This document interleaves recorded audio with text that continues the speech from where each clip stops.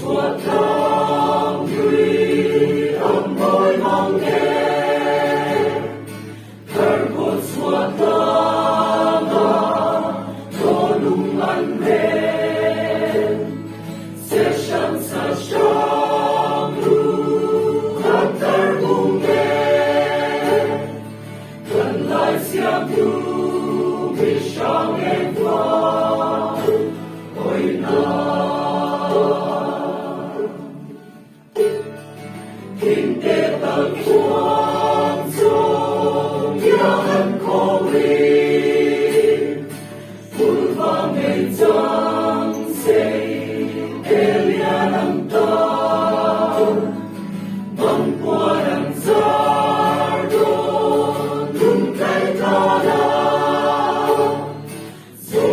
dỗ ba thân lại muôn tiếng chẳng hề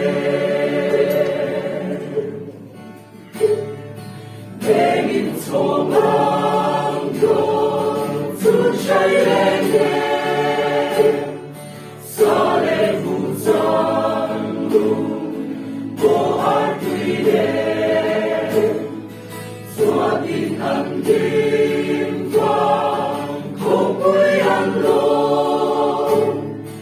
Đại đi đem đuôi đến cổ thiang ca,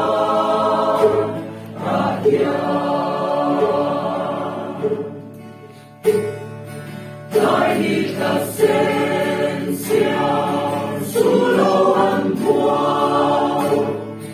trái tim nằm nghi về đại lùng hồ đa su lần hồ xóa hồ dần lên ăn hồ su tung chân nghe đường kia ăn su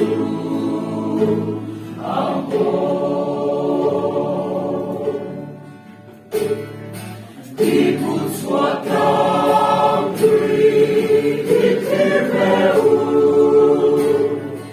chúng ta thể lại lên quang lắm gió ta